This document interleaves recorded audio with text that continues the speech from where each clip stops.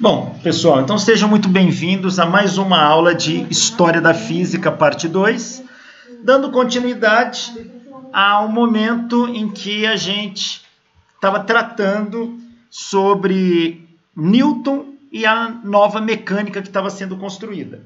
Falamos nas últimas aulas sobre a medida da constante da gravitação universal, Gzão, como que isso foi efetivado ao longo da história. Agora vamos dar continuidade falando um pouco mais da mecânica newtoniana. Bom, só relembrando, quais são as leis da mecânica, as chamadas leis do movimento da mecânica? São três. A primeira lei é a lei da inércia, onde foi desenvolvida por Galileu e aperfeiçoada por Isaac Newton. Essa lei diz que um objeto parado, um objeto em movimento, tende a se manter como estão, a não ser que uma força externa atue sobre eles. A segunda lei, chamada de princípio fundamental da dinâmica, diz que a força resultante que age sobre um corpo é proporcional à massa desse corpo e à aceleração dele. A mesma força irá mover um objeto com massa 2 vezes maior, com metade da aceleração. Significa que para uma força constante, se eu dobro a massa, a aceleração cai a metade e assim sucessivamente. E a terceira lei de Newton, conhecida como princípio da ação e reação, diz que para toda ação há uma reação equivalente e contrária. Este princípio da ação e reação, ele é aplicado. A gente vê uma aplicação dele direta em propulsão de foguetes.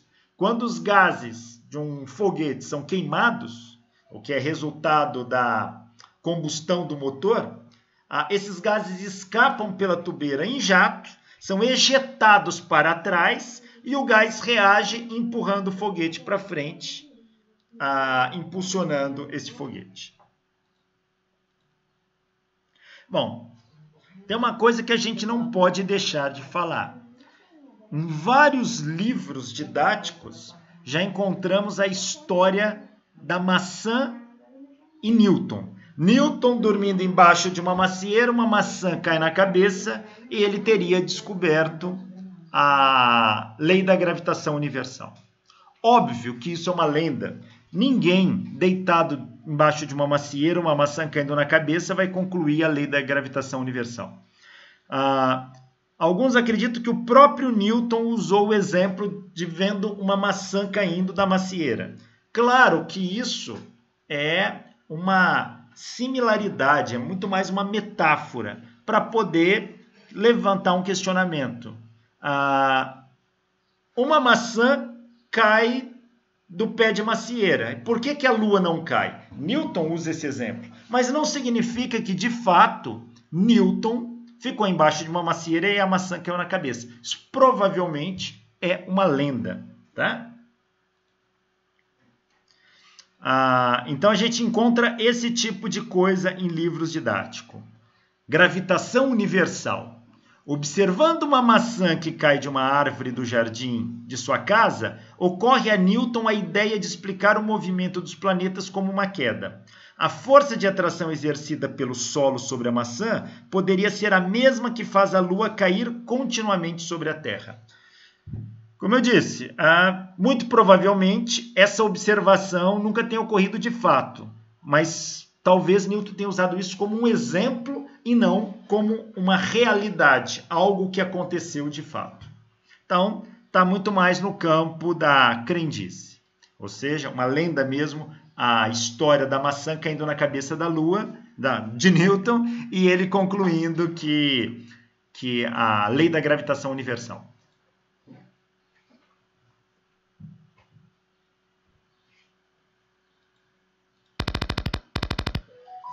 Newton, ele não chegou a desenvolver o conceito de trabalho e energia, apesar que a ideia já existia e isso era de uso comum na época. Não se usava esses termos. Havia um conceito chamado vis viva e vis morta. Vis morta é aquilo que o corpo tem acumulado quando ele está parado, e vis viva quando ele está em movimento. Seria o conceito de energia cinética para vis viva e energia potencial para vis morta. E o termo trabalho, a ideia de força agindo sobre corpos, essa já existia. Mas isso não foi a tônica do trabalho de Newton. Aqui uma figura de Sir Isaac Newton. O conceito de trabalho e energia vai surgir como uma consequência dos trabalhos de Newton. Mas veja, Newton vai trabalhar com força. Forças são grandezas vetoriais. E o conceito de trabalho e energia são grandezas escalares. Vai sair da mecânica de Newton o conceito de trabalho e energia. Mas o Newton não trata desta forma no princípio dele. Aqui nós estamos vendo uma maquininha de moto perpétuo. Muita gente na época de Newton imaginava criar uma máquina que uma vez que você coloca em movimento ela nunca mais pararia, como essa. A bolinha que cai aqui no canto gera um torque fazendo isso aqui descer. E aqui está aqui, diminui, o peso joga para o lado de cá, isso aqui nunca mais pararia. Essas máquinas de movimento contínuo eram chamadas de moto perpétuo. Só que o pessoal esquecia que isso aqui gera calor. E o conceito disso a gente vai ver em termodinâmica. Mas Newton, em si, ele não vai desenvolver um trabalho pautado em energia, mas sim em forças. Deixa eu só corrigir isso aqui, que isso aqui ficou na tela. Bom, claro que com o trabalho de Newton, principalmente a teoria da gravitação universal, permitiu com que astrônomos pudessem aplicar esses conceitos. E a precisão das medidas da época já eram suficiente para confirmar a teoria de Newton. Então, a teoria de Newton começa a ter uma confirmação cada vez maior. Uma confirmação muito grande, passa a ter uma aceitação ampla. Muitos vão beber no trabalho de Newton, na fonte do trabalho de Newton, mas vão ampliar conceitos. Um dos conceitos que vai surgir, um conceito muito importante, é chamado princípio da mínima ação. Princípio da mínima ação vai ser discutido primeiramente por Pierre de Fermat, este físico e matemático francês aqui. Fermat viveu de 1601 a 1665. Fermat aplicou esse princípio da mínima ação para a luz. Fermat diz que um raio de luz ele percorre um caminho pelo espaço tal que este caminho permite o trajeto de luz fazê-lo no menor tempo possível. Então, Fermat vai chamar isso de princípio da mínima ação. Na verdade, o Fermat ele ainda não vai usar com esse nome. Esse nome vai aparecendo aos poucos. Mas o princípio da mínima ação de Fermat é todo raio de luz que viaja pelo espaço, ele escolhe uma trajetória que minimize o tempo de percurso. Esse é o princípio da mínima ação. Foi Fermat que vai mostrar isso para a luz quando ele estudava fenômenos de refração. Na época, muitos acreditavam que a luz era formada por partículas, como se fossem bolinhas, como bolas de bilhar viajando. Então havia um certo consenso de que a luz era formada por partículas. Um outro pesquisador, Maupertuis viveu de 1698 a 1759.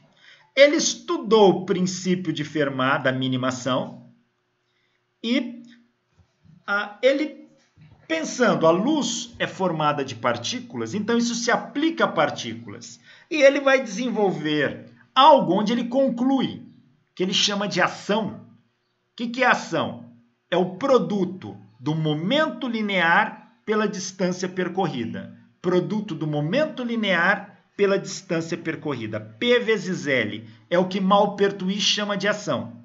E Maupertuis fala, toda partícula em seu trajeto, ela o faz espontaneamente, tal que a ação, que é o produto do momento linear pelo comprimento da trajetória, é o menor possível.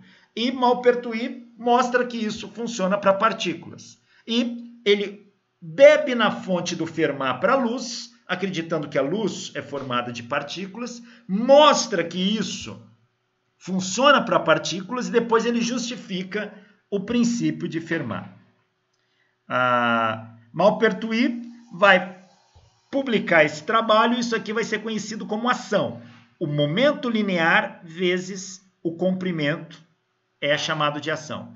E Maupertuis então mostra que toda partícula se movimentando espontaneamente percorre uma trajetória tal que a ação seja a menor possível.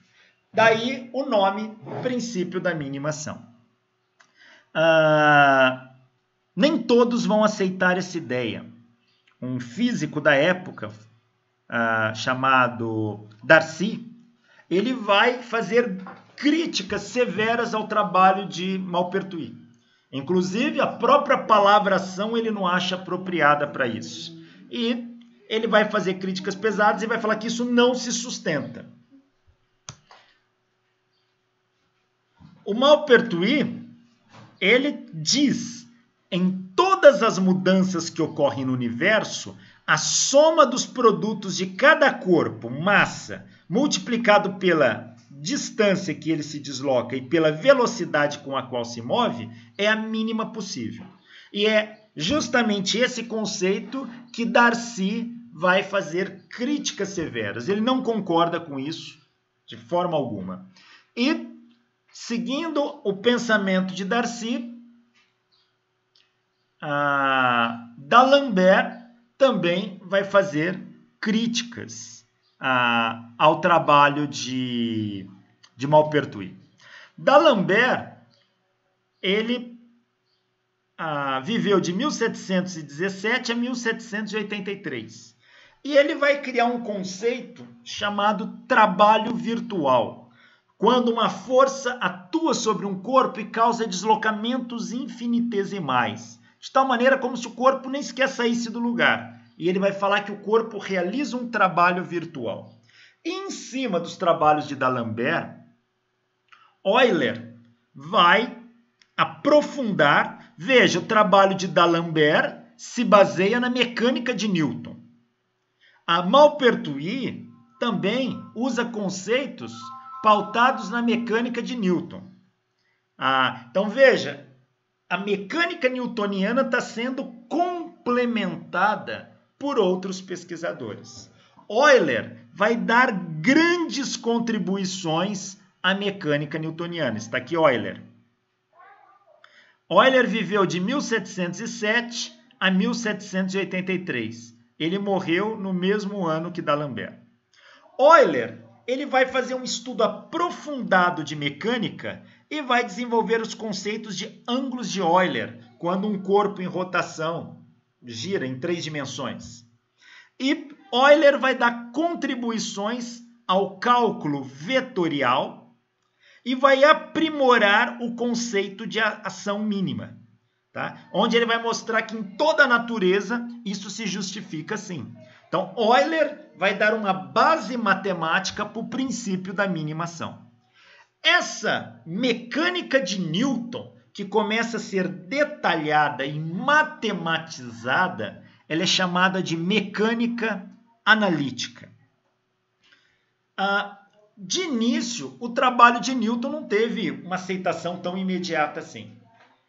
Foi pouco a pouco sendo aceito. Na Inglaterra, Newton era inglês, o trabalho teve sim uma boa aceitação. Mas em outros países não. Na França, não houve uma boa aceitação do princípio de Newton de imediato. Depois, alguns vão começar a se interessar pelos trabalhos de Newton. Lembrando que o Principia foi escrito em latim. Aí uma mulher, que não era comum para a época, Émile du Châtelet, essa moça aqui, ó, morreu cedo, viveu de 1706 a 1749, morreu com 43 anos. O pai era um estudioso, um cara letrado, como se dizia, e ela teve uma boa educação, uma boa formação. Então, essa formação que ela ganhou do pai, ela estudou muito. E ela gostava de física. E ela vai se interessar por isso. E ela vai estudar o Principia de Newton. E ela vai dar uma contribuição muito grande. Ela vai traduzir o Principia do latim para o francês. Francês popular, onde todo mundo... E os franceses vão começar a ter um melhor entendimento da mecânica newtoniana. Émile du Châtelet faz isso. Ela também vai ser uma das que vai criar o termo energia. Tanto energia cinética quanto energia potencial para vis viva e vis morta. Então, quando a gente usa a palavra energia, é a partir de Émile du Châtelet e mais alguns outros que também começaram a usar, mas ela foi pioneira no uso da palavra energia. Lembrando, energia, a palavra vem do grego, energo. Energo quer dizer ergo. En é em mesmo. Ergo é trabalho, ação, atividade. Então, energo, energia, que dá origem à palavra energia, quer dizer em trabalho, em atividade. Émile du Châtelet vai introduzir esses conceitos.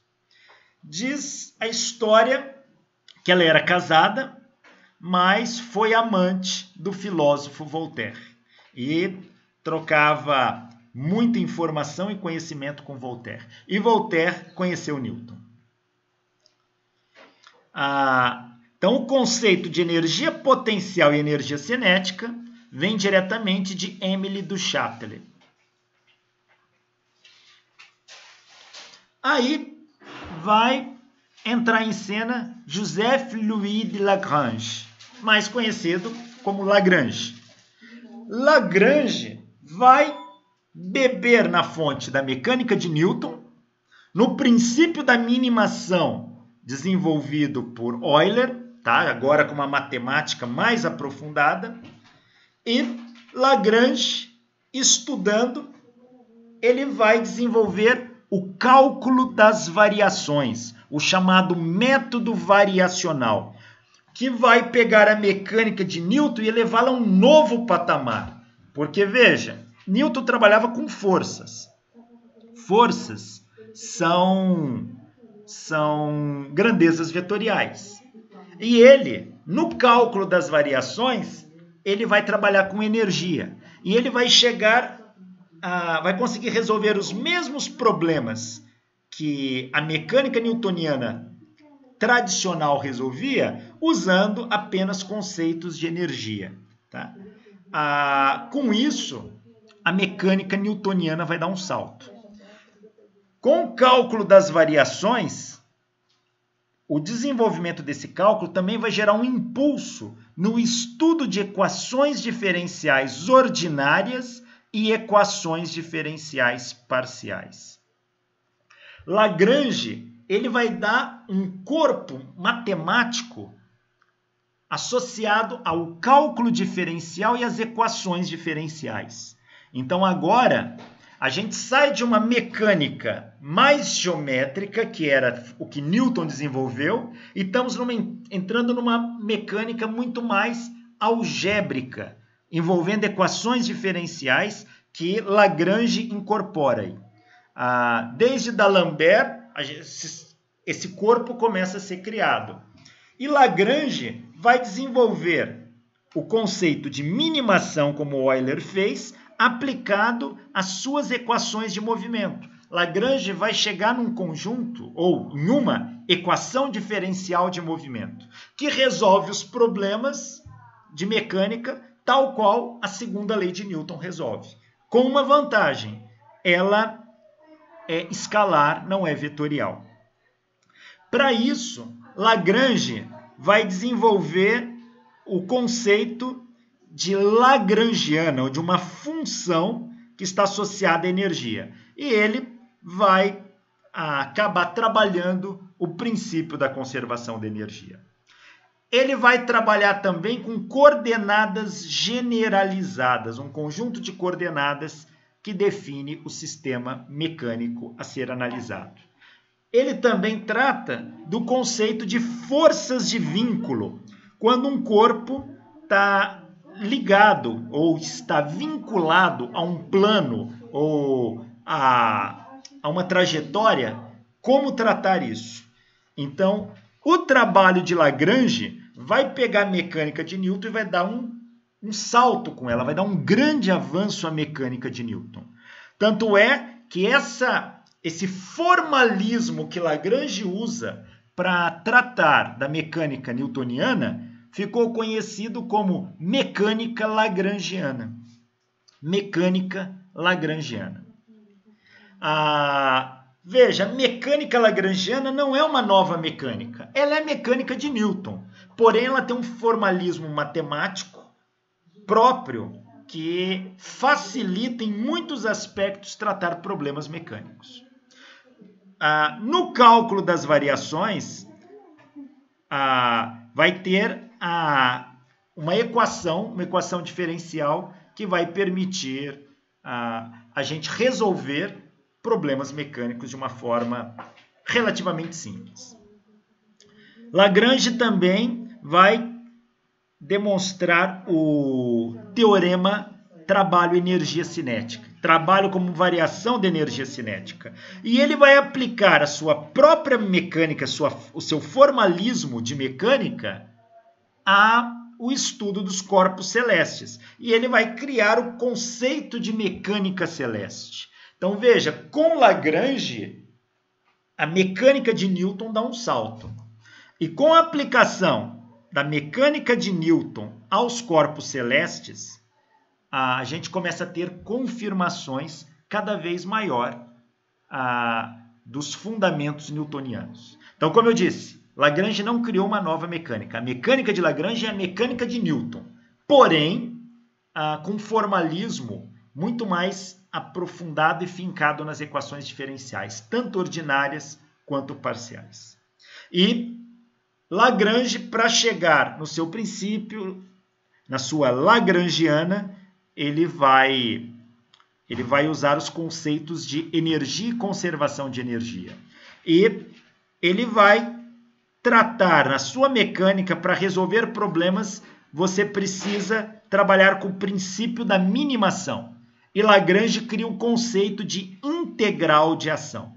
A integral de ação vai ser a integral de uma dada função que ele chama de ação e que ele vai mostrar que todo corpo, para se deslocar pelo espaço, tem que minimizar aquela integral. Aquela integral tem que ser a menor possível.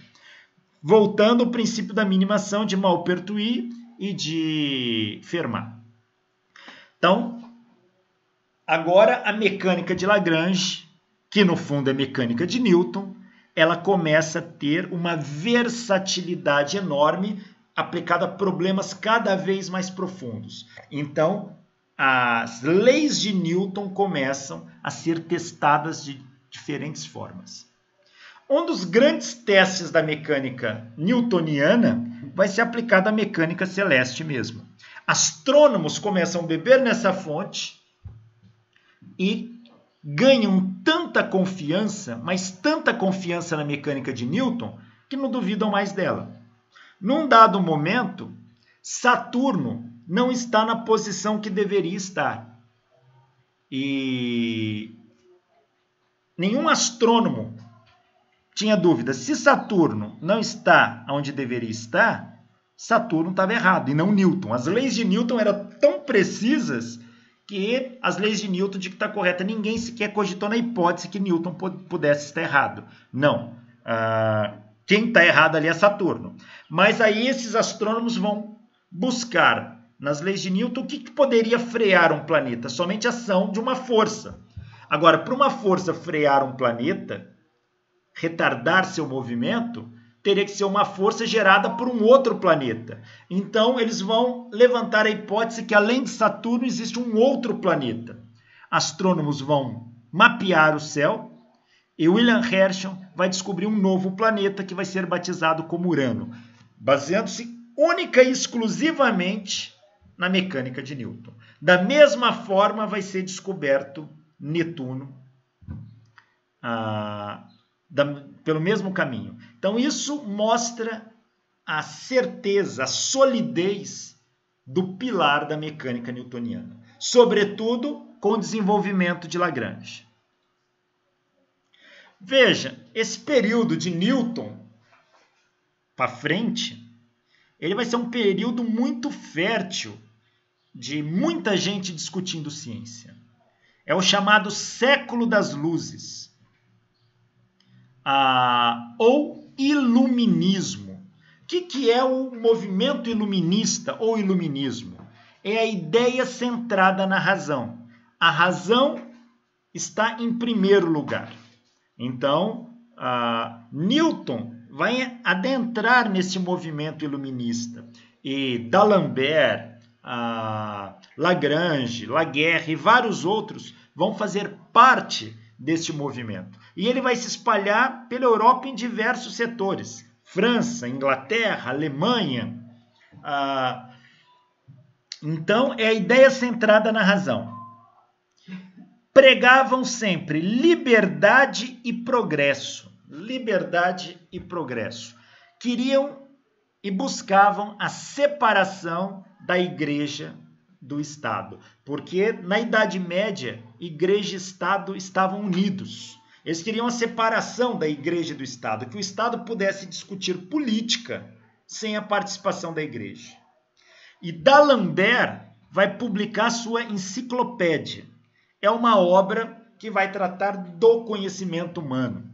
Tá? Então, isso é um marco do movimento iluminista. E dentro do movimento iluminista vão surgir muitos filósofos, ditos filósofos iluministas. Na Inglaterra, por exemplo, John Locke, amigo de Newton. John Locke vai estudar qual é a origem da razão, de onde que surge o pensamento racional, o que é razão. E ele vai defender muito o método experimental. Voltaire, que já era francês, e o iluminismo francês vai se desenvolver muito, ele já pregava a liberdade humana. Ele falava que nós temos que ser livres e somente o homem livre pode desenvolver um pensamento racional. Claro. Depois, na França, vamos ter Montesquieu. Ele vai escrever a obra O Espírito das Leis. E ele vai discutir a questão entre a política e o poder. Então, Montesquieu vai tratar das leis especificamente. Depois vem Rousseau. Rousseau vai tratar da natureza humana. O que é o homem? Como que o homem se porta? Qual é a diferença entre o homem livre e o homem escravo? Tá? Ele vai tratar da vontade. Ele vai escrever o Tratado da Vontade. Na França, vamos ter Diderot. Diderot, ele vai falar sobre a natureza do homem e os problemas morais. O que é moral? Quais são os problemas? E toda essa discussão, ela era muito rica no período iluminista. Nós vamos ter os déspotas esclarecidos. Os reis entram nesse movimento e os reis queriam ser pessoas esclarecidas que usavam a razão. Então começam a ouvir filósofos, ouvir pesquisadores. O rei tinha dias da semana que ele reunia com esses filósofos para debater ciência, para debater filosofia. Então foi um movimento muito rico. Porém, o racional predomina. E os valores de cunho religioso começam a ficar em segundo plano para estes filósofos iluministas. vai surgir Immanuel Kant. Immanuel Kant vai falar sobre o idealismo transcendental. Ele vai falar do conhecimento a priori, do conhecimento a posteriori, como que o homem pode desenvolver certas ideias a partir de um estudo, qual é o conhecimento que ele já tem, o que ele traz dentro de si, o chamado conhecimento a priori. E Kant vai escrever uma obra muito importante dentro do iluminismo, que é a Crítica da Razão Pura. Laplace, que era Marquês, na verdade Marquês de Laplace, o nome dele Pierre Simon, vai ser um grande físico e matemático e também filósofo. Ele vai desenvolver o chamado sistema de mundo. Como que é o mundo? E o mundo para ele ia além do planeta Terra. Tem o Sol, tem as estrelas, tem... Então o que ele chama de mundo é o que a gente retrata hoje como universo. E Laplace vai propor um modelo de como o sistema solar surgiu. Kant também vai criar um modelo de como o sistema solar surgiu. E Kant, Laplace vão concordar com relação a esses modelos. E o Conde de Buffon também vai desenvolver um modelo de como o sistema solar surgiu. E isso é conhecido como hipótese Kant-Laplace-Buffon.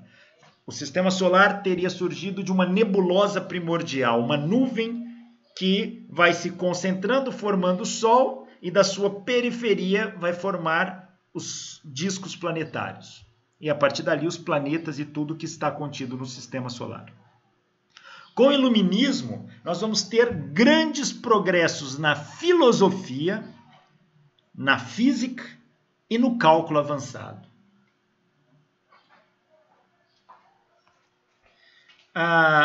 Vão surgir também pessoas do lado humanista que, usando da razão, vão desenvolver críticas ao próprio método que a ciência desenvolvia. Hume vai fazer crítica ao modelo de Newton. E ele vai colocar que o modelo de Newton, como todo modelo, deve ter falha. Se ninguém encontrou, porque ninguém procurou direito, mas tem, e como todo modelo tem falha. Então Hume vai tecer grandes críticas à mecânica newtoniana. E Goethe, que era mais um poeta, ele vai discutir a questão sobre as leis da física. E ele vai falar que as leis da física não são a realidade última. Existe uma outra realidade que necessariamente não é física. Portanto, o que os iluministas defendiam, que a física deveria ser o suprassumo do conhecimento, pois assim se pensava na época, Goethe já defendia que não. Existe uma outra realidade que necessariamente não é física e nem por isso menos importante. Então, também vai tecer críticas a Newton. Diante de todo esse movimento iluminista, é claro que o impulso sobre o desenvolvimento da ciência vai ser enorme. Reis vão começar a financiar pesquisas científicas. Os reis da França vão criar observatórios reais. Rei da Inglaterra também, só para observar o céu, fazer medidas, dar contribuições do conhecimento à humanidade. Voltemos um pouco a Newton. Newton, ele não desenvolveu trabalho somente de mecânica, ele tem um outro trabalho importante que é o de óptica. Newton vai escrever o Tratado da Luz e da Cor, onde ali ele desenvolve sua teoria das cores, e dentro dessa teoria das cores, Newton vai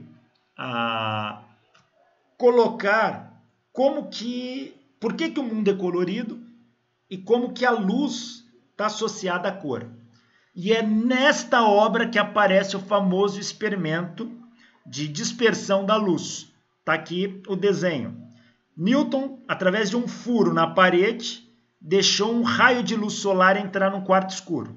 Que ele colocou um prisma de vidro, a luz solar bateu no prisma e se projetou numa tela, formando um arco-íris. Arco-íris é um que ficou conhecido como espectro da luz branca. Por quê? Veja, o que é espectro? A palavra espectro vem do latim, spectrum, que quer dizer fantasma. Tá? O que é um fantasma? Um fantasma é um espírito. Tá bom, o que é um espírito? Espírito, a ideia de espírito é algo não material, algo que atravessa a parede, algo que não é tangível, que a gente não pega. E o nome espectro é porque você não pega a luz, ela também é imaterial. Newton, no seu experimento, mostrou que a luz branca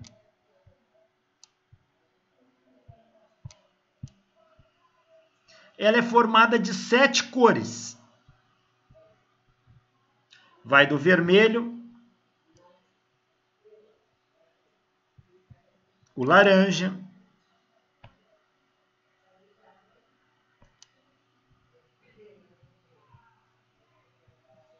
o amarelo,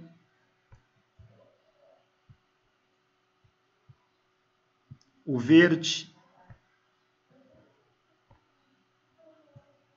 o azul,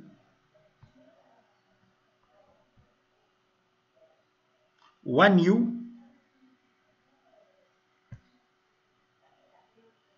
deixa eu ver se eu vou ter aqui um anil.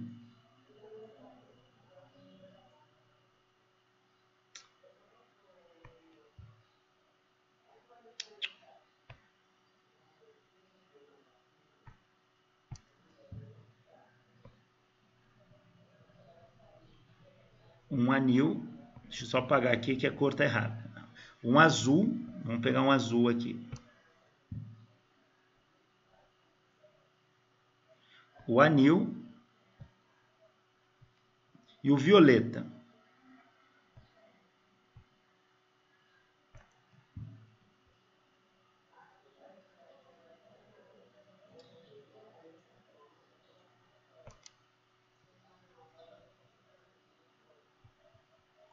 E Newton disse que a luz branca é formada dessas 7 cores aqui, ó.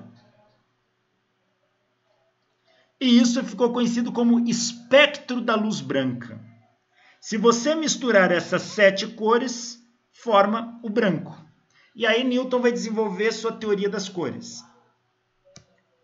Essa é a obra do Newton. Obra publicada em 1704, a primeira edição. Optics, or a Treatise of the Reflections, Refractions, Inflections and Color of Light. Also, 2 treatises of the species and magnitude of curvilinear figures. Tá aqui. Óptica, tratado da luz e da cor. É como ele é conhecido. Essa é uma obra do livro de Newton.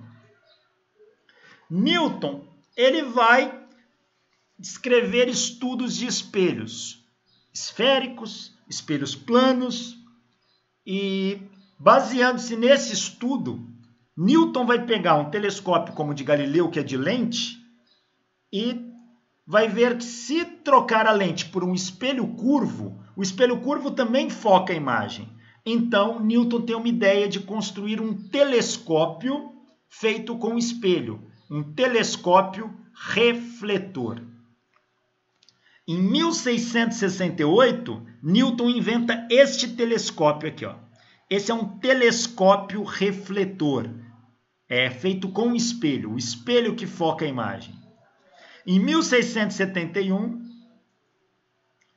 ele apresenta a Royal Society. Em 1672, ele publica o trabalho.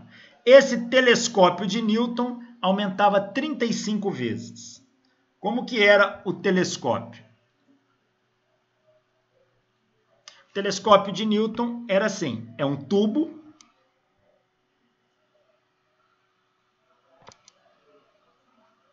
assim. Aqui no fundo tem um espelho curvo. Isso é um espelho. Um raio de luz entra aqui, ó. Bate no espelho. Aqui é aberta, uma boca aberta. E esses raios de luz vão convergir aqui, ó.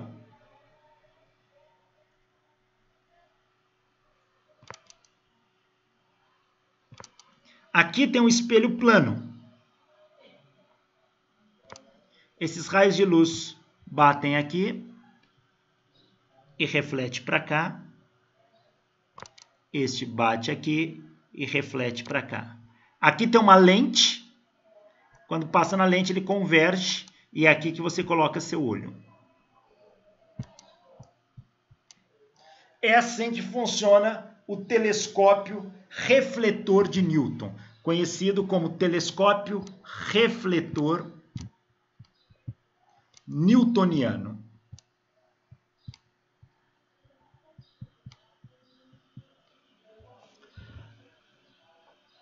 Comparado com o telescópio de Galileu, ele tem vantagens.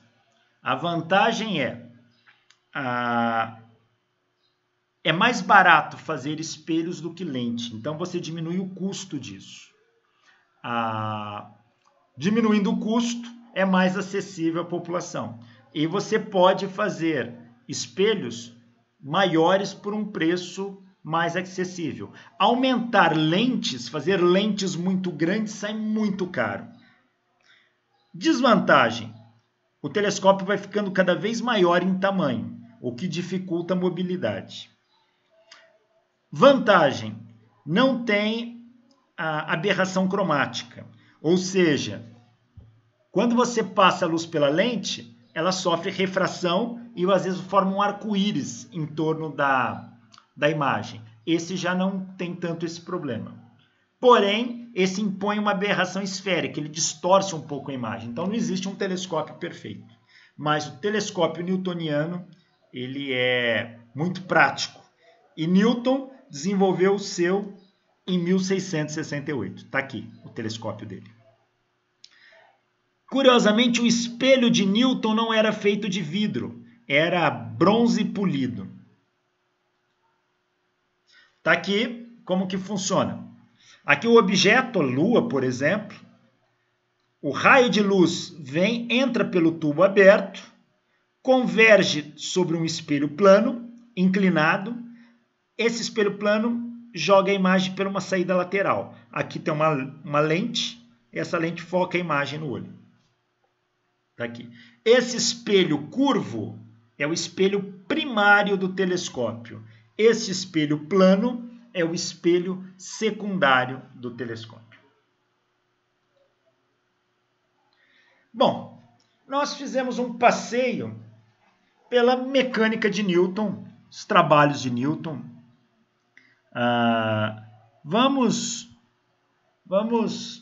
agora, já que introduzimos o conceito de óptica, vamos fazer um passeio pela história da óptica. Eu só vou citar tópicos importantes de óptica, tá? Só vou fazer citações, mas que é importante a gente entender um pouquinho do processo histórico. Lembra, toda vez que a gente analisa a história não é linear, não tem como eu contar uma coisa seguida da outra, que muitos eventos ocorrem simultaneamente. Então, a gente tem que ir e voltar várias vezes na história. Como eu vou falar de óptica, nós vamos ter que voltar no tempo. Vamos lá. Pitágoras, no século 6 a.C., ele já vai desenvolver uma teoria por que nós enxergamos. Para Pitágoras, o olho humano emite raios. Então sai um raio invisível do nosso olho e quando esse raio bate no objeto, a gente enxerga o objeto. Como o super-homem emitindo a visão de raio-x dele, era assim que Pitágoras imaginava que a gente tinha a percepção visual do mundo físico. Raios são emitidos saindo dos nossos olhos. Século 6 a.C. Demócrito, o pai do atomismo, no século 4 a.C., ele vai falar também sobre a visão. E ele vai falar que a luz é fundamental para a visão. Mas para Demócrito, mesmo a luz é formada de átomos. Então ele imaginava que a luz de um objeto saía do corpo, vinha, mas quando os átomos da luz batiam no nosso olho é quando a gente de fato enxergava. Contrário da visão de Pitágoras. Arquimedes de Siracusa, no século 3 a.C., ele vai publicar uma obra chamada Catóprica, onde dessa obra vai tratar como construir espelhos curvos. Inclusive, vão desenvolver instrumentos chamados catóprica também, que são instrumentos que envolvem espelhos curvos. Arquimedes descreve esses espelhos e diz a história, talvez envolta de lendas, que Arquimedes criou espelhos curvos para ser aplicado na área militar. Grandes espelhos côncavos. Ele pegava esses espelhos, apontando para o sol, a luz do sol convergia para um ponto. E ele se concentrava tanto calor que punha fogo. Ele fala da possível aplicação desses espelhos para queimar a vela do navio inimigo. Euclides, século 4 a.C., já tinha escrito, antes mesmo de Arquimedes, o trabalho de Óptica e Catóprica, onde ele vai descrever as leis geométricas da reflexão da luz, como que um raio de luz bate no espelho e reflete, tá? Mostrando que o raio incidente, o raio refletido e a normal estão contidas no mesmo plano. Ou seja, o princípio básico da reflexão. Ele diz o seguinte: dado um espelho plano, imaginam uma linha normal perpendicular ao espelho. Uma normal. Joga-se um raio de luz incidente nesse ponto aqui da normal. Raio incidente. Esse raio forma um ângulo θ aqui com a normal. θ incidente. E ele é refletido. Aqui vai ter um ângulo θ refletido. Euclides já havia proposto que tanto o raio incidente quanto o raio refletido e a normal estão todos contidos no mesmo plano. E que o ângulo de incidência em relação à normal era igual ao ângulo refletido. Então veja, a gente está falando antes de Cristo, a gente já tinha lei de reflexão da óptica geométrica. Aristóteles, no século 3 a.C., ele compara a luz com o som. Ele associa a luz com a vibração do meio. Ele acha que o meio vibra e é esta vibração está associada à luz.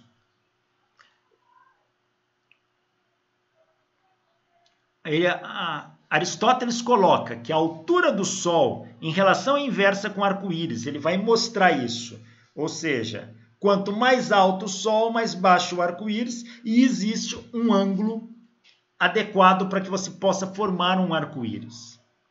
E Aristóteles também coloca que a vibração da luz vibra o meio é chamado de áfano, e vibra os humores, que é os líquidos que contêm os nossos olhos, que formam a visão. Então, para Aristóteles, a luz era uma vibração. A luz vibrava o meio, que é o ar ou coisa do tipo. E esse meio vibrava os líquidos dentro dos nossos olhos. E isso nos dava a sensação de visão.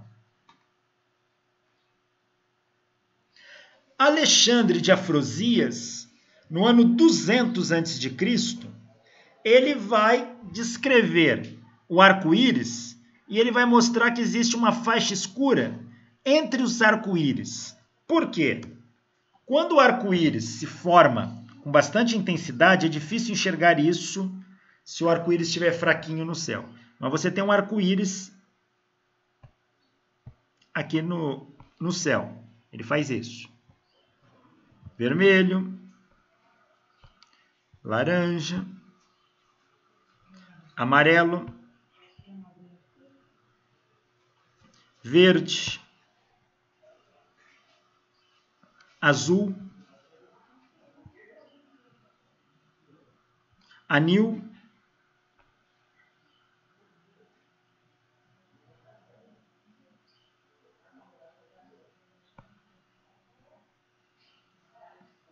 e violeta.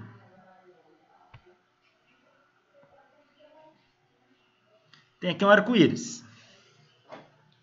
Quando o arco-íris está bem intenso no céu, Alexandre de Afrosias tinha notado, surge um segundo arco-íris, mais baixo, abaixo desse.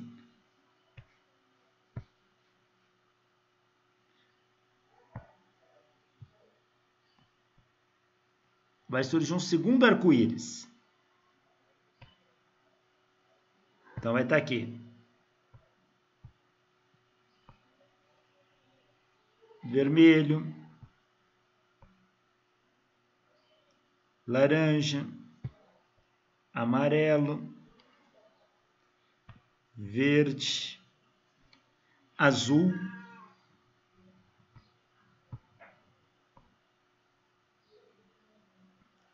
Anil. E violeta.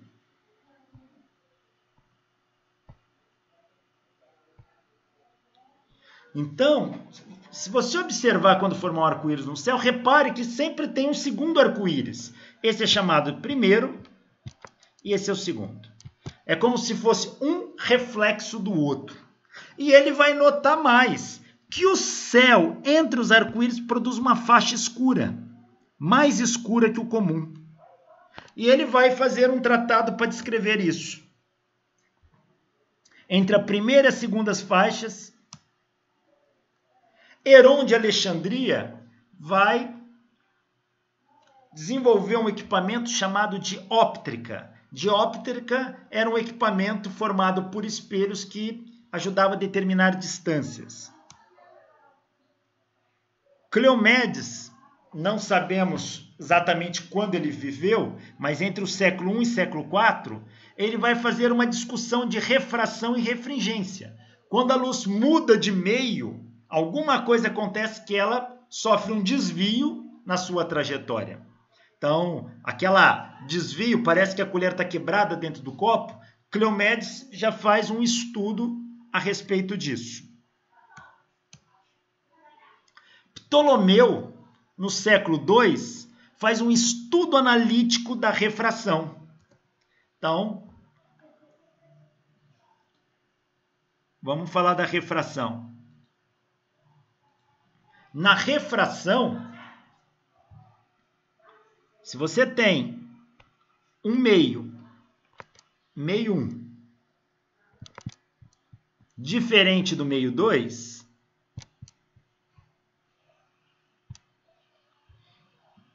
imagina que eu trace uma normal aqui, ó, e jogue um raio de luz incidindo aqui onde está normal.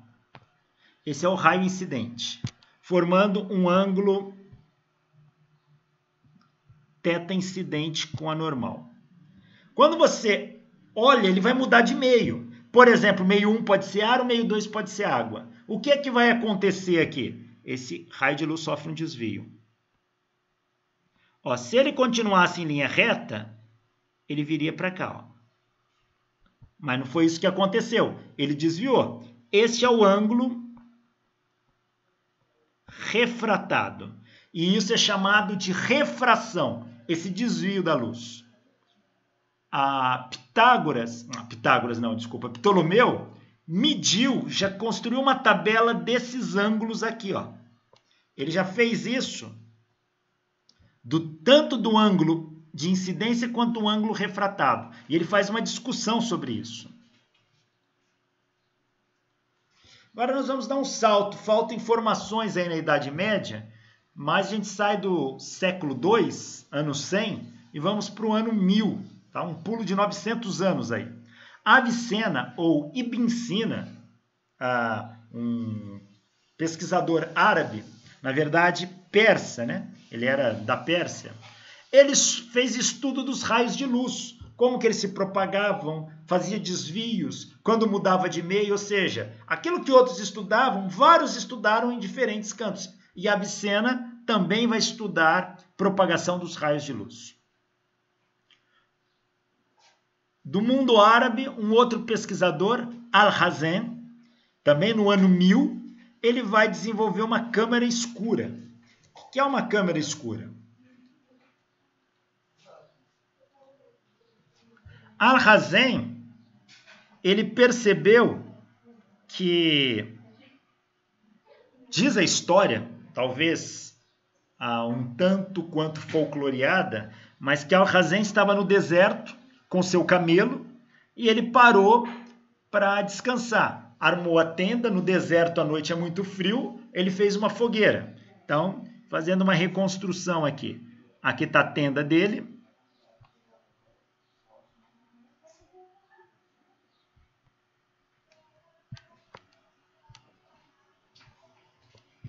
Está aqui a tenda dele. Alhazen parou com seu camelo aqui. Ele fez uma fogueira.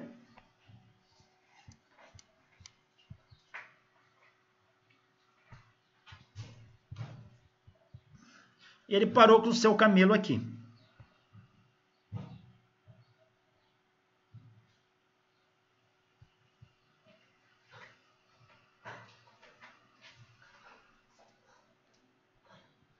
Tá aí o camelinho dele. E foi deitar. Isso aqui, essa tenda, elas eram feitas de tecido. Quando ele foi deitar, que ele deitou, ele tomou um susto. Ele estava deitado, quando ele olhou para a parede oposta, ele viu a sombra do camelo de ponta cabeça. Assim.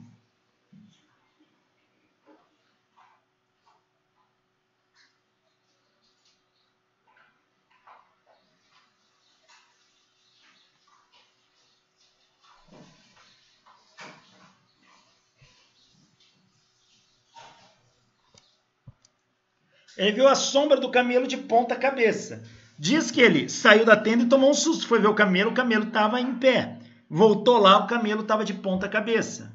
Aí ele acompanhou o raio de luz que saía do camelo. Ele viu que um raio de luz tocava aqui na parte traseira do camelo e entrava por um furinho que estava aqui na tenda. E esse raio de luz... E esse raio de luz vinha parar aqui. O outro raio de luz batia no focinho aqui, ó. Entrava aqui e saía lá. Então, mostrando a inversão da imagem. O raio de luz que passava por cima, entrava lá e ia parar na parte de baixo. O raio de luz que estava na parte de baixo, entrava aqui e ia parar em cima. Então, a imagem estava invertida. E baseando-se nisso, Alhazen resolveu reproduzir isso. Ele pegou uma caixa.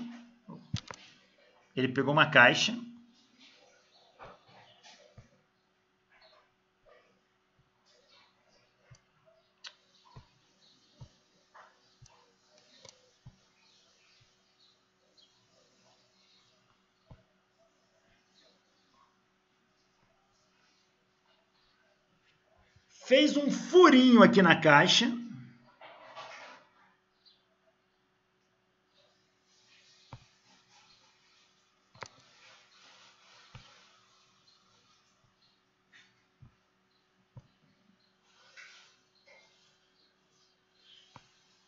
Fez um furinho na caixa.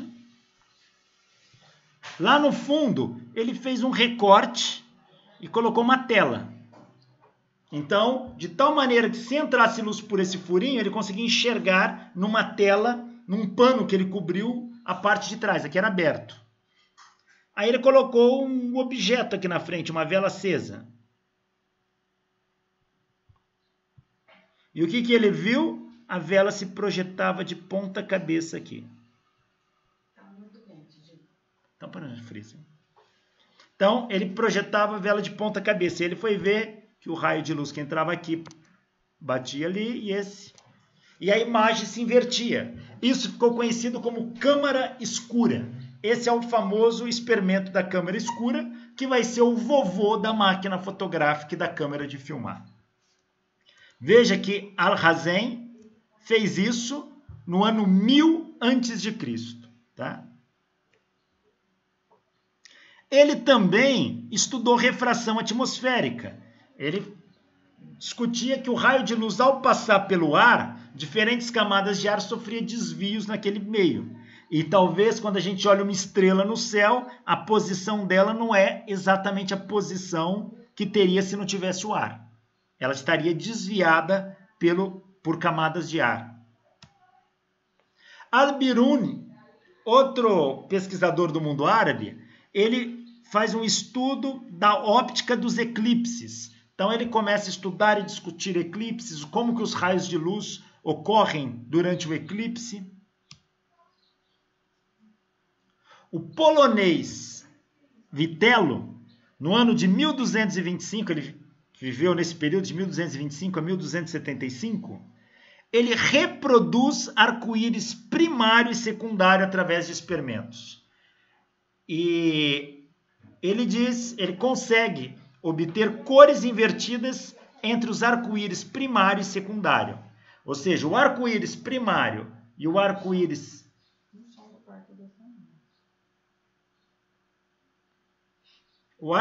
primário e o arco-íris secundário, as cores eu tinha desenhado ali, mas elas são invertidas, tá? E ele vai mostrar isso.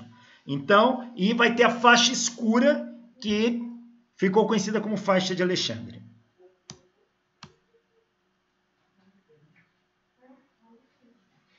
Roger Bacon, da Universidade de Oxford, em 1226, ele mediu o ângulo de visão de 42 graus para o arco-íris primário. Então, veja, o ângulo de visão para formar um arco-íris tem que ser no mínimo de 42 graus. No mínimo não, tem que ser 42 graus. Deixa eu só...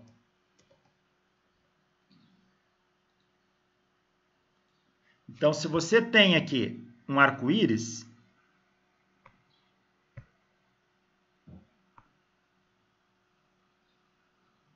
vermelho,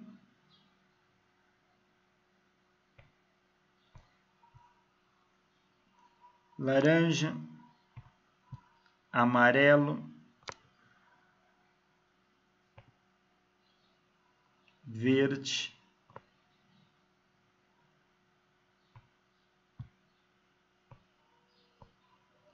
azul,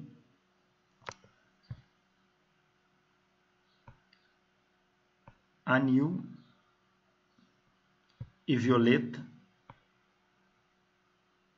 Se você tiver com seu olho aqui, ó, para ver o arco-íris, o ângulo de visão tem que ser este aqui, ó, em relação ao horizonte. Senão não forma, senão você não detecta o arco-íris, tá? E Roger Bacon já tinha mostrado isso. Século XIV vai ocorrer a invenção dos óculos com lentes. Então, começam as pessoas a usarem óculos. Já uma grande aplicação da óptica para a época. Em 1304, o monge Teodorico de Freiberg, ele, usando esferas de cristal ocas com água no trajeto da luz solar, ele mostrou que o arco-íris é o resultado da reflexão e refração da luz sobre as gotas de chuva individualmente. Ele mostrou que um arco-íris secundário está 8 graus acima do arco-íris primário. Tá?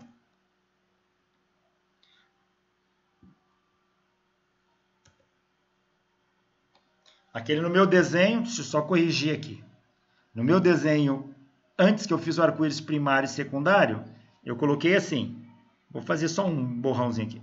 Um arco-íris aqui e outro aqui. Eu chamei esse o de cima de primário, o de baixo de secundário, mas é o contrário. Esse é o primário, que é o forte, e esse é o secundário, que é o fraco. Aqui é a faixa de Alexandre, entre eles, tá? É assim. E o monge Teodorico de Freiberg mostrou que o arco-íris secundário está 8 graus acima do primário. Então, se eu pegar uma linha de referência aqui, se eu pegar daqui para cá, Dão 8 graus. E o monge Teodorico de Freiberg, ele mostrou que o arco-íris se deve ao trajeto da luz solar atravessando gotas de chuva, sofrendo reflexão e refração. Então, pega uma gota de chuva.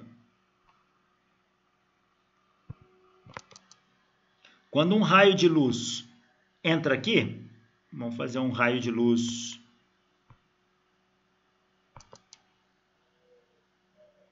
Ele entra aqui, ó. Isso aqui é um raio de luz. O que acontece? Ao mudar de meio, ele sofre refração. Como a luz é formada de 7 cores, esses raios se separam. Então, você vai ter um raio vermelho, separado aqui, e um raio violeta vindo para cá. Só que chega aqui dentro, ele sofre reflexão. Então, esse cara bate aqui, bate aqui, bate aqui e sai. O vermelho bate aqui, bate aqui e sai. E aqui, então, você vai ter o arco-íris se formando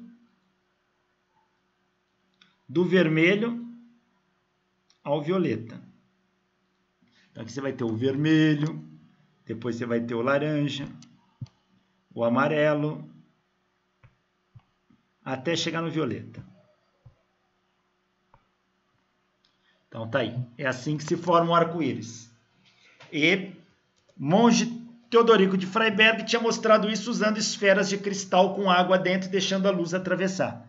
Ele não sabia o porquê que formava as cores. Só Newton vai mostrar isso depois.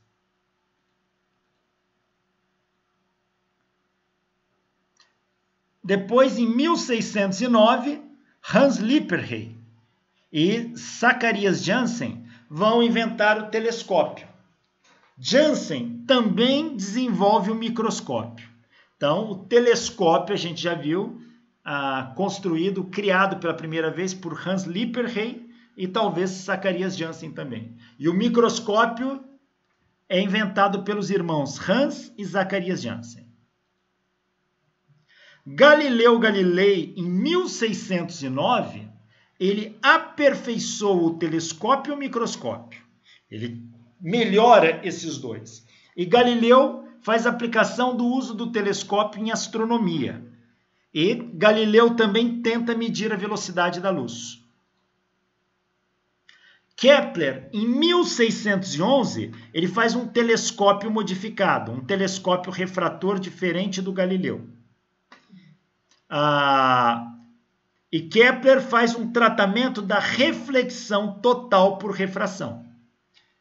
Como que é reflexão total por refração? Imagina que eu tenho dois meios. Meio 1 e meio 2.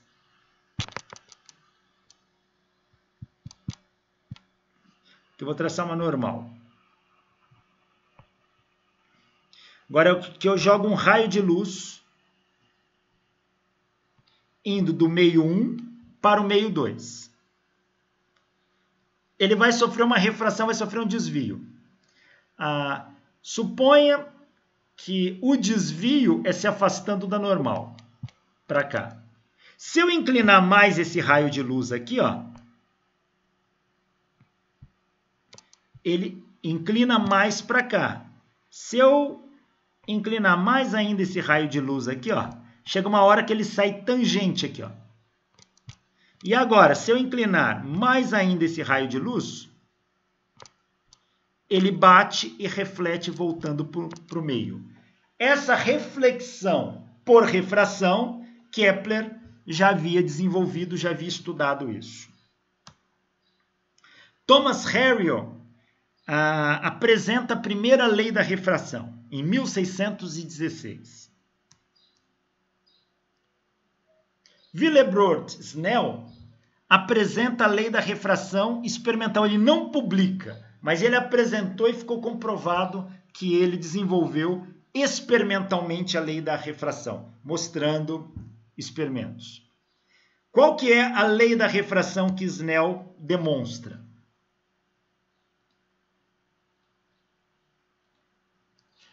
Ele mostra que, dado dois meios, um de índice de refração N1, outro de índice de refração N2, quando você joga um raio de luz em relação à normal, passando do meio 1 para o meio 2, aqui o ângulo de incidência e o ângulo refratado. A lei da refração diz que o índice de refração do meio 1 vezes o seno do ângulo de incidência tem que ser igual ao índice de refração do meio 2 vezes o seno do ângulo refratado. Esta é a lei da refração que Snell chega, mas ele não publicou. René Descartes vai publicar a lei da refração e ganha fama. Hoje, a lei da refração é conhecida como lei de Snell-Descartes. Descartes também desenvolve um estudo das cores. Cavalier, em 1647, aplica a lei da refração ao estudo das lentes. E ele começa a fazer tratamento de melhorias de lentes com isso. Fermat, em 1661, estuda as leis da reflexão e refração e chega no princípio da minimação para a luz, que a gente discutiu agora há pouco. Robert Boyle, aqui está errado o ano, tá? Deve ser 1664. Robert Boyle, ele vai fazer um estudo dos arco-íris e de teoria das cores também. Robert Hooke estuda, em 1665, arco-íris, difração da luz, e ele vai propor uma teoria ondulatória da luz. E vai também fazer estudo de ondas transversais. Na época de Hooke, acreditavam que a luz era formada de partículas. E o maior rival de Robert Hooke, Sir Isaac Newton, defendia que a luz era formada de partículas. Mas Hooke propõe que a luz deve ser uma onda. Francesco Grimaldi, em 1665, também estuda arco-íris, estuda a difração da luz em obstáculos e dupla fenda. Grimaldi, ele percebe que a luz, se ela passa por uma fenda, ela se espalha, que é o chamado refração. Então, se eu tenho uma fenda muito pequenininha e jogo uma onda de luz aqui, ó, quando ela chega aqui, ela se espalha por toda essa região. Esse fenômeno é chamado de difração. Difração só ocorre com ondas. Então começam a aparecer os primeiros indícios de que a luz é uma onda. Erasmo Bertolinos estuda dupla refração em espato de Islândia, que é calcita, ou carbonato de cálcio. O que é dupla refração? Você pega um carbonato de cálcio aí, que ele parece um vidro, tá? Um espato da Islândia, como é conhecido, faz um prisma dele aqui, ó. Aí você joga a luz aqui. A luz entra, como o meio não é uniforme, ela se divide em duas aqui.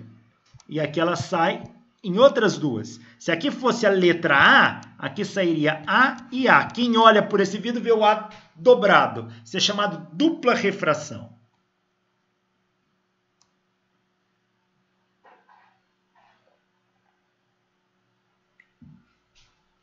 Olaus Hammer, em 1669, mede a velocidade da luz por meio da ocultação da Lua de Júpiter.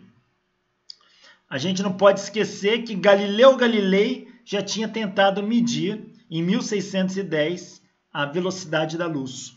Mas Galileu chegou à conclusão que se a luz não for instantânea, é extremamente rápida. Como Galileu fez?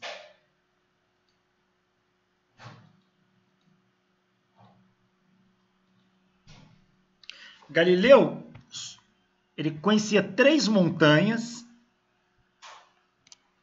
conhecia a distância entre esses picos, subiu nesses picos, ele foi num pico e ele tinha uma lanterna na mão, coberta com pano. E outros 2 alunos dele foram em outro pico, também com uma lanterna na mão.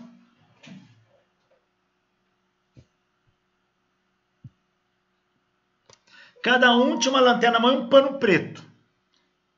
Não sei o horário do experimento, mas eu imagino que seria de noite para perceber bem a luz. E o Galileu combinou. O Galileu estava na montanha 1. Os alunos estavam na 2 e na 3. Galileu combinou. Quando ele tirasse o pano preto, a luz ia se propagar do pico 1 ao pico 2. Quando o aluno que está no pico 2 enxergasse a luz, ele tiraria o pano preto da dele, apontando a lanterna dele para o pico 3, a luz se propagaria do pico 2 para o pico 3. Quando o aluno que está no pico 3 enxergasse essa luz, ele tiraria o pano dali, da lanterna dele, apontando para o Galileu, para o pico 1. E a luz se propagaria do pico 3 para o pico 1. E Galileu ia tentar medir o intervalo de tempo disso. E Galileu concluiu o seguinte, que se a luz não for instantânea, ela é extremamente rápida. Foi só a única coisa que Galileu concluiu. Olaus Rømer, um astrônomo, ele estava estudando o planeta Júpiter. E Júpiter tem suas luas. E ele, olhando para Júpiter, está aqui o planeta Júpiter. Júpiter tem suas luas. Fazia as luas aqui, ó.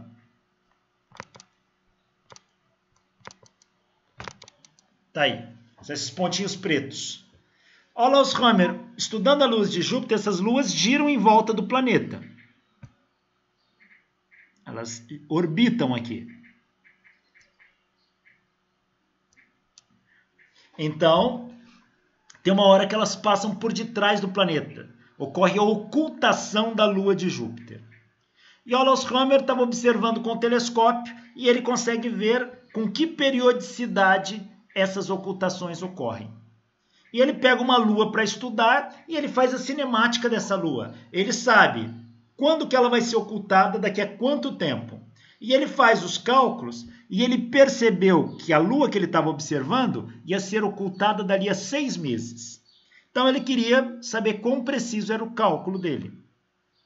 Então ele calculou quando que ela seria ocultada, o tempo foi de 6 meses. 6 meses depois, no horário previsto por ele marcou a hora que isso aconteceria, ele foi observar, ele queria ver a ocultação ocorrendo. Porém, a ocultação atrasou em 1000 segundos. Em 1000 segundos. E Rømer, ele não achou que os cálculos dele pudessem estar errados. Ele sabia que ele tinha feito com bastante precisão. Então, por que houve um atraso de 1000 segundos da ocultação da lua de Júpiter? Rømer raciocinou da seguinte maneira. Aqui está o Sol. Aqui está a Terra.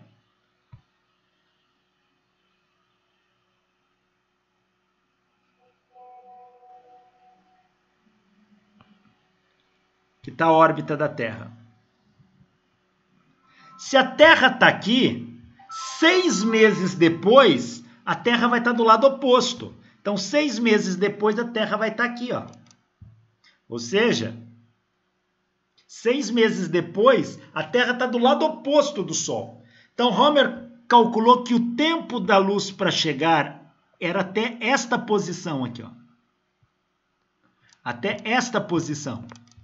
Mas se a Terra está do lado oposto, a luz atrasou em 1000 segundos, então significa que para percorrer essa distância, a luz demorou 1000 segundos. Como essa distância era aproximadamente o raio da órbita da Terra, Hammer fez o seguinte cálculo. Ele pensou, espera aí, então temos aqui o Sol, a órbita da Terra,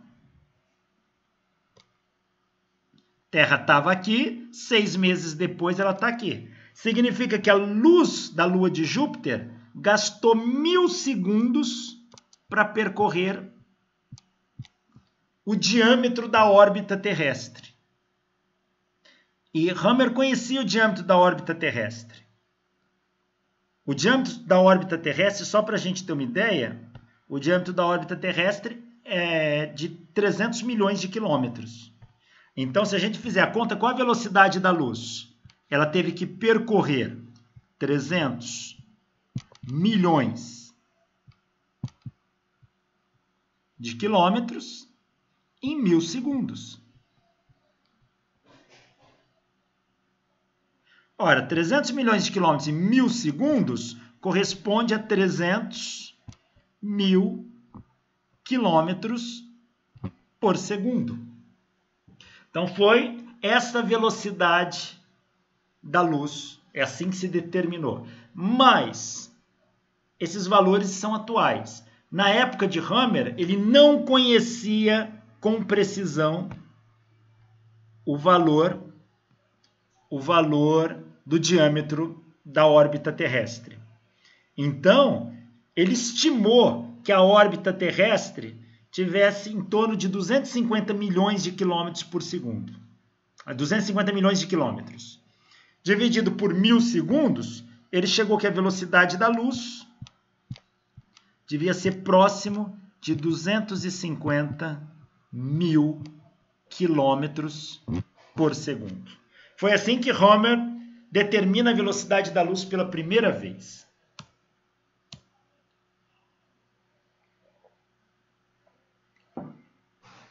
Newton, em 1671, faz um estudo do arco-íris, da dispersão da luz através do prisma de vidro, discute a natureza da luz como corpuscular, ou seja, formada de partículas, estuda a difração da luz em sistemas de lentes circulares, da qual ele vai concluir que essa difração vai formar anéis concêntricos, conhecidos como anéis de Newton, vai desenvolver a teoria das cores e vai construir o telescópio refletor. Christian Huygens, em 1678, vai discutir a natureza da luz como sendo uma onda. Vai mostrar que o índice de refração é uma função da velocidade da luz. Ele vai discutir a questão do éter luminífero fluido, ou seja, o espaço sendo preenchido por uma substância que permite a propagação da luz. Ele também vai estudar ondas transversais para a luz e polarização da luz. Vai ficar um grande debate.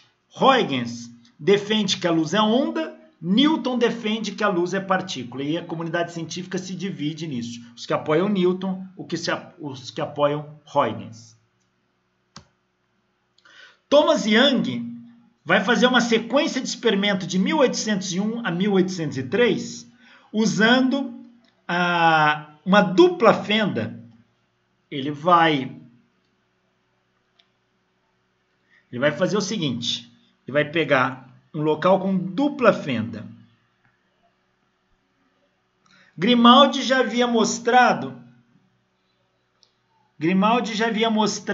que quando a luz atravessa uma fenda, ela sofre difração, ela se espalha naquela região. Se você coloca dupla fenda, olha o que vai acontecer. Aqui eu coloco raios de luz. Quando ele bate nessa fenda, ele difrata assim. Quando ele bate nessa fenda e atravessa, ele difrata assim. Nesses pontos de encontro,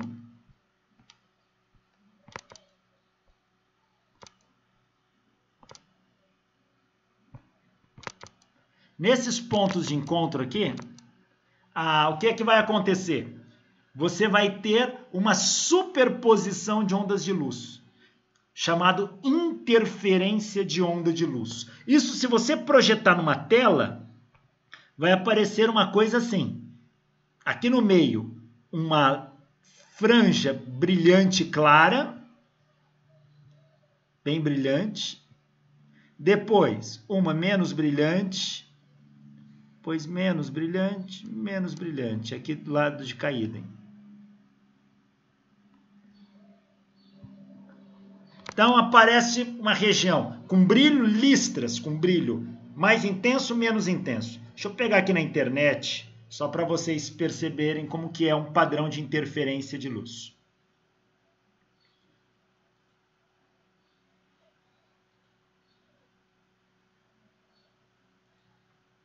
Olha aqui.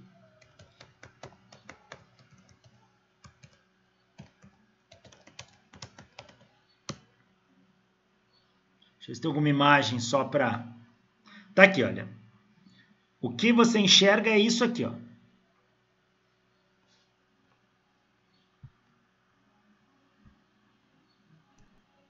Opa. É isso aqui, ó.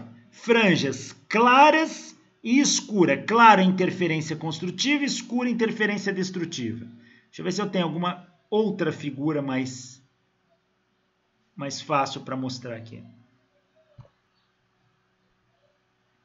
Tá aqui, ó. São essas listras aqui que a gente enxerga. Tá? Isto aqui, ó. Isso são padrões de interferências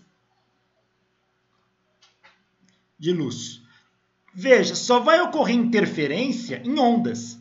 Partícula não tem como duas partículas interferir. Mesmo porque aonde ocorre interferência é quando dois feixes de luz estão ocupando a mesma posição no espaço. E dois corpos materiais não ocupam o mesmo lugar no espaço. Então, partículas não geram interferência. Ondas geram. Com isso, Thomas Young mostra que a luz é uma onda e acaba aquela disputa quem tinha razão, se era Newton ou se era Leibniz.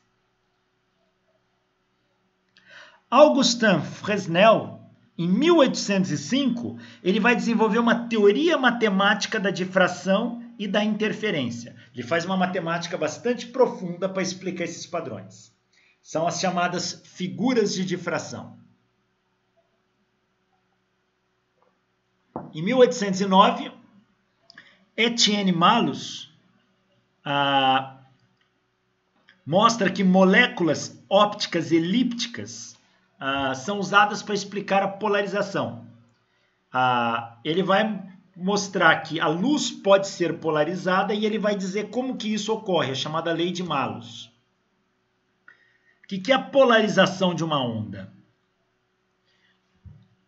Imagine, vamos pensar numa corda, fica mais fácil, mais didático. Imagina que eu tenho uma tábua aqui, ó, e eu tenho uma fenda nessa tábua, assim. Imagina que eu pegue uma corda. Imagina que eu pegue uma corda e gire ela aqui, ó. Eu rode ela, vou... Como ela roda, ela está girando em todos os lados, em 360 graus. Mas se essa corda atravessa a fenda, do outro lado não vai sair, ela vai sair assim, ó. Ou seja, enquanto aqui a corda está girando para todos os lados,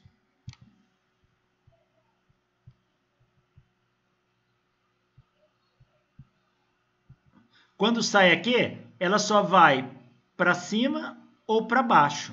Então ela está oscilando paralelo à fenda aqui, ó. Enquanto aqui ela oscilava em todos os sentidos. Então essa luz que só vibra num plano, essa onda que vibra num plano, a gente diz que ela está polarizada. E Malus vai desenvolver uma lei que relaciona a intensidade com o quadrado do seno de um ângulo associado à polarização. George Airy, um astrônomo muito importante, Em 1833, ele vai mostrar a formação de interferência de luz entre placas delgadas. Pega duas lâminas de vidro, põe uma contra a outra e joga luz, você vê padrões de interferência.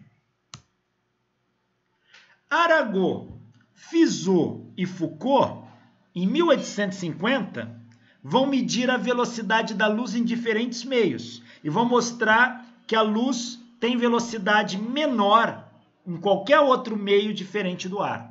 A luz no ar tem a maior velocidade, a luz dentro da água tem velocidade menor e assim por diante. Inclusive, Foucault e depois Fizeau vão fazer um experimento que vão medir experimentalmente a velocidade da luz. Lembre-se que Olaus Hammer mediu astronomicamente, mas ninguém fez um experimento para medir a velocidade da luz. Foucault e Fizeau fizeram. Fizeau, o experimento dele era assim. Ele pegou uma roda dentada. O que é uma roda dentada? Uma engrenagem.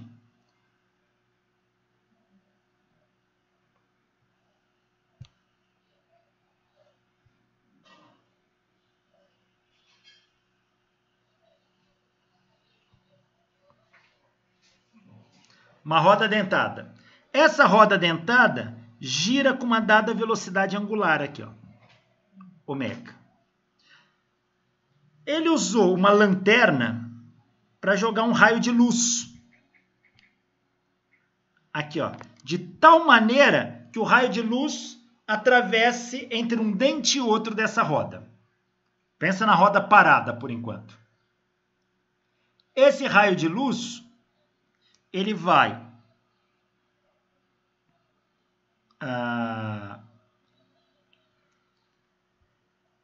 bater num espelho semi-transparente, que está aqui, ó.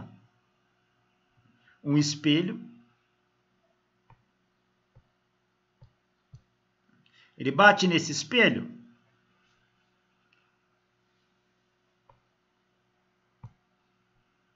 Uma parte dele reflete, porque o espelho é semi-transparente, mas outra parte atravessa, ó. Chega aqui no final, tem um espelho plano. A luz bate no espelho plano e volta.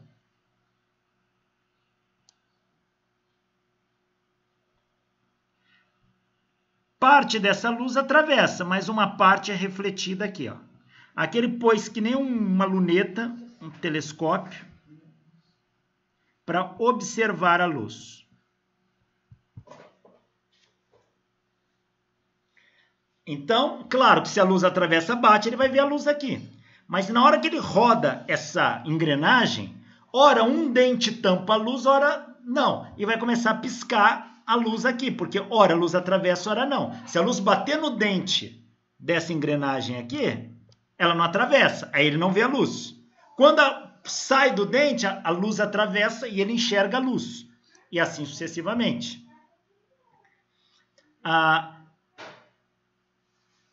Aí ele queria fazer o seguinte. Ele gira essa roda dentada com uma dada frequência angular. Tal que, imagine que a luz atravessou agora. Para ela sair do primeiro espelho e chegar ao segundo, ela tem que percorrer uma distância d aqui, ó. E voltar. Imagine que o tempo que a luz leva para ir e voltar pela distância d é o mesmo tempo que leva entre um espaço de um dente e outro da engrenagem. Se isso acontece, quando for interrompido, a luz ainda está voltando. Isso não vai interferir na visão. Quando o dente sair da frente da luz, o outro raio de luz já ainda está chegando. Então, você não vai ver diferença da luz piscando. Então, ele começa a girar isso até que a luz aqui não pisque mais. Quando a luz não pisca mais, significa que o intervalo de tempo entre um dente e outro para girar é o mesmo tempo que a luz leva para ir e voltar nesse percurso. Conhecendo a velocidade angular da roda, e sabendo qual é o grau que forma entre um dente e outro, ele faz a proporção e determina a velocidade com que a luz leva para percorrer essa distância. Claro que esse experimento foi feito em grande escala. Essa distância aqui vale 8 quilômetros. E ele vai medir em 310 mil quilômetros por segundo. Depois vem Foucault, e Foucault troca a roda dentada por um espelho giratório. E vão melhorando e vão convergindo para 300 mil quilômetros por segundo. Então, o método de medir a velocidade da luz utilizando roda dentada ou espelho giratório foi um método bastante inovador, que ninguém tinha feito um experimento desse tamanho, mas muitos repetiram e foram chegando ao valor da velocidade da luz tal qual conhecemos hoje. Pois vem Michelson e Morley, que vão desenvolver um interferômetro que vai permitir medir a velocidade com precisão cada vez maior.